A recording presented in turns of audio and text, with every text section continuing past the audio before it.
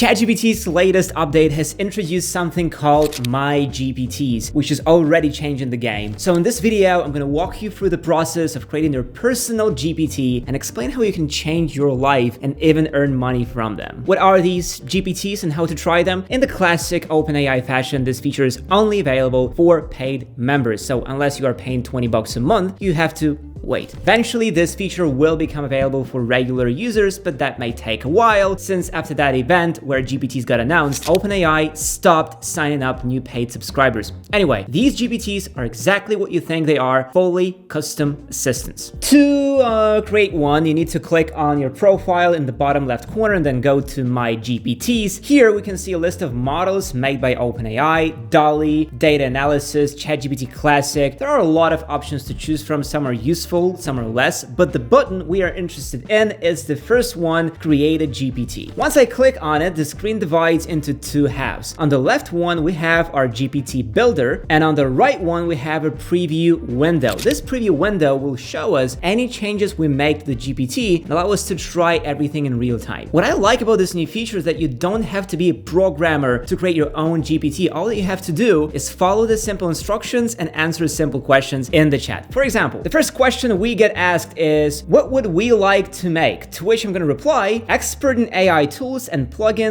for ChatGPT. Once I hit enter, the GPT builder will start analyzing my request and update its internal structures. It will tune the language and information processing algorithms to fit our needs. Then it will ask for a name, suggesting us something, but I don't really like the suggested name, so I'm going to ask for another one. And wouldn't you guess, I don't like the new one either, so I'm going to try one more time and eventually just input my own name, AI Master, quite fitting, right? After the name is finalized, the GPT builder will use the DALL-E to create a picture for our assistant, and with a simple prompt, I can make it anything I want. This one looks fine, let's accept it. It will ask me about the role and goal of our GPT and what specific types of tools and plugins it should specialize in. These are general questions needed for basic functions, but we're not obliged to answer. It can figure everything out by itself, but I'm still going to specify that it should be able to access the web and knowledge base for finding the AI tools. I found that it's better to give it as much context and information as possible, since the more it knows, the better the results. I will show you later how to upload your own database and train it on your specific data, so you better stick around. Now let me show you one cool thing, InVideo AI. The sponsor of this video, InVideo is surely the easiest AI to use when it comes to making videos. Instead of finding the shots, coming up with the script, narrating it, and then editing, all I have to do is enter a simple prompt. It can be something simple or more complex, like a YouTube video about mindset. InVideo will only ask you for the audience the video is intended for, a look and feel, and the platform, and that's it. It will find all the videos, arrange them, and cut the best parts. In a couple of minutes, we'll have a full-on video with editing and narration. If I don't like what I see, I can always hit the regenerate button at the left-hand side and generate a new variation. To make changes to the video, I can just type them into the input window below. I can ask for subtitles and AI will do everything for me in seconds. For more edits, I can either edit the videos used or the text itself. I can change words, rewrite the script, and so on. You can get started with InVideo AI for free and can create up to 4 videos for free, but with a watermark. But I suggest you to upgrade to a paid plan, which starts at as low as $20 a month. Basically, it's much faster, simpler, and cheaper than typical editing. I like that. The final question we get asked is about the way of communicating, tone, style, etc. This GPT builder is so fast that it became ready for testing before I managed to even type in my answer. But I'm still gonna submit my answer, and now let's try it out. Suggest me 5 AI tools that generate images based on text prompts. This is a fairly simple request, and our GPT has zero issues finding us the tools we need. The results are quite predictable and cliche, but that's because I didn't yet upload my own database of tools that we already covered and tried. So let's do that. I will switch from create to configure, which will open me an array of parameters. They get filled in automatically based on our responses in the chat, but we can change the settings at any moment. So don't worry if you decide to pivot at one point. We have our name, description, and instructions. In these instructions, we can write anything we want our GPT to do, explain how to do it, and so on. It's kind of like custom instructions that we had before, but a bit more advanced. Below that are our conversation starters. These are pre-made prompts that are available as soon as we open a new chat. We can change them however we like and input new ones, so there's that. The most interesting parts about GPTs are below that. In capabilities, we have 3 options that for my assistant are turned on: web browsing, DALL-E image generation, and code interpreter. We can manually turn on or off any one of them depending on what we need. For my case, I need all of them, but if you're creating a GPT for your company and train it on internal materials, you might want to turn off web browsing or image generation. The most useful and helpful button is upload files in the knowledge section. Once we click on this button, we can upload our files. It can be any type of file: PDF documents, text documents, databases, all sorts of things that you need your GPT to use while generating responses. In my case, I'm uploading transcripts for the latest videos on this channel, and once all the files are uploaded, I can start writing a new prompt. Based on uploaded knowledge files, suggest 5 AIs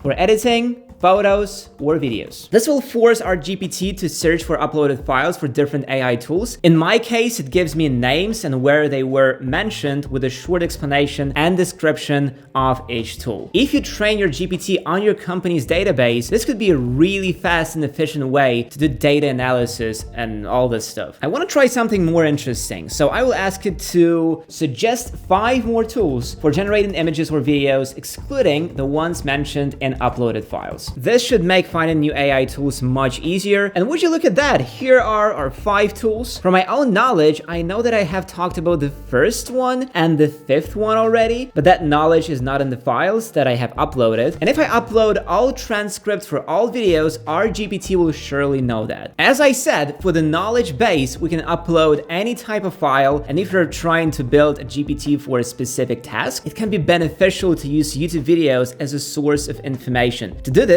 we need to select a video and download its transcript. Not all videos have transcripts available, so what I like to do is copy the link to the video and go to ChatGPT. In the plugin section, I will enable video captions and ask for a transcript. Once that's done, I'm just gonna copy the text and paste it in a new Google document. Then I will download the file and upload it to our GPT builder. It's that simple. If you're going to use YouTube videos as sources of information, I suggest you do some research yourself and make sure the information you're feeding your model is accurate. Remember, the better the information, the better the results. I know it may seem difficult to train your model on fine data, but you only do it once. You have to spend 10 to 15 minutes only once and then reap the fruits of your AI training for many days to come. And updating the knowledge base is just as simple as uploading new files. But this is still not the end, because there is one more feature that is especially interesting. It is right now in beta or even alpha, so what I'm about to show you is super not ready. What we can do now is add personalized actions. We can ask our GPT to do stuff for us online, like creating a calendar event, managing our schedule, sending emails, Slack messages, and so on and so forth. To do it, we need to click Create New Action. In the open window, we need to choose Import from URL. Right now, you can connect only 2 platforms, Zapier and Canva. On the Zapier website, we need to just follow simple instructions and copy this special URL. Then we have to paste it into our GPT builder, and that's it. Now our GPT is connected to Zapier, but it cannot do anything unless we create specific actions for it. To do it, click on My Actions and give access to the Zapier account. Then click on Add a New Action and choose what you want to do. In my case, it will be creating a calendar event. Once you specify everything, it will ask for access to your Google Calendar. All that's left to do is find the instructions template on the Zapier website and copy it, then paste it into the instructions window of our GPT builder. After some customization, given a correct link, everything should work. It doesn't work in my case, but that's because it is still an alpha. If it works for you, please let me know in the comments. Once we're done refining our GPT, there's only one thing left to do: save it. To do it, we have to click the big green button in the upper right corner and choose one of 3 options: Only Me, People with a Link,